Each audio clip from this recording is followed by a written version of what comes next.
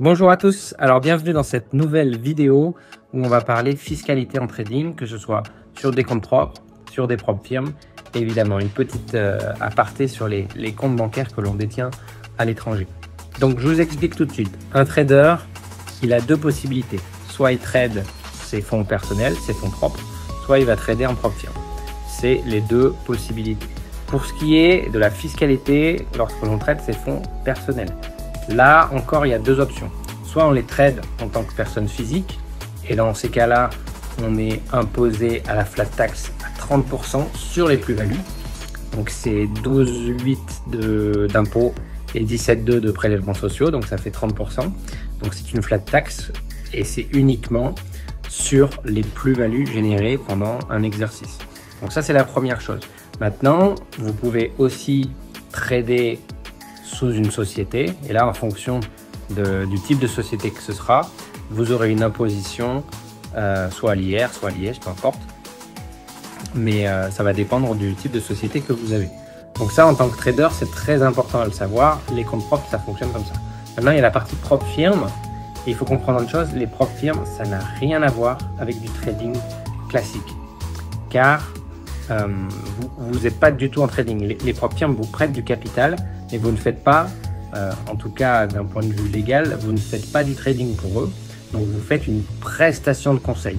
Donc lorsque vous percevez des bénéfices de propre firme, si vous n'avez pas de société, que ce soit auto-entrepreneur, URL, SARL, peu importe, il vous faut une société parce que dans la légalité, vous êtes normalement dans l'obligation d'envoyer une facture à la société puisque vous facturez en tant que prestataire de conseil.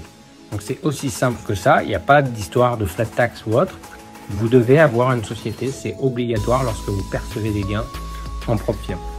Maintenant, il y en a certains qui vont dire oui, mais on peut percevoir en crypto, etc. Ça, c'est à vous de voir.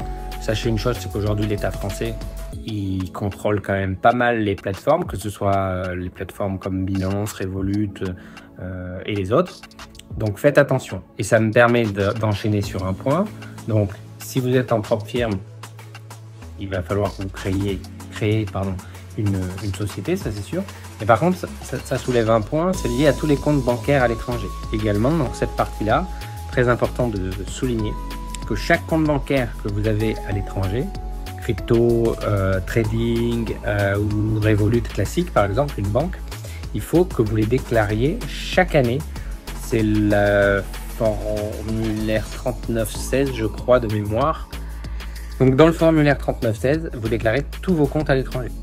C'est très important. Vous êtes trader, vous avez des comptes par exemple chez des courtiers, sur Binance, sur Coinbase, sur Revolut, sur TransferWise, peu importe. Tous ces comptes-là qui sont situés à l'étranger, il faut les déclarer chaque année. Si vous ne le faites pas, de mémoire, c'est 1500 € d'amende par compte et par année non déclaré, avec une antériorité jusqu'à... Alors ça, je sais plus, il faudra vérifier. En fait, vos recherches, moi, je suis pas là pour vous conseiller, je vous mets juste en garde qu'il existe des règles. Après, il faut aller vérifier ces règles-là, faire votre propre recherche. Et je crois que c'est 3 ou 5 ans.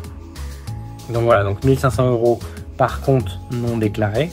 Et si ce compte de mémoire est dans un pays offshore, je crois que ça peut monter jusqu'à 10 000 €. Enfin bon, bref. Donc voilà, donc c'était une courte vidéo pour vous expliquer qu'en trading, il faut déclarer ses plus-values chaque année, que ce soit en perso avec la flat tax, soit en société à l'IS ou à l'IR. Que les propres firmes, il vous faut obligatoirement une société, puisque c'est pas du trading, c'est des prestations de conseil. Et faites attention, même si vous percevez en crypto, faites quand même très attention, renseignez-vous, faites vos recherches. Et que les comptes à l'étranger, chaque année, sont bien à déclarer. Voilà, c'était une vidéo assez courte, mais pour vous expliquer un petit peu brièvement, et sans rentrer dans les détails, ce qu'il en est aujourd'hui du trading.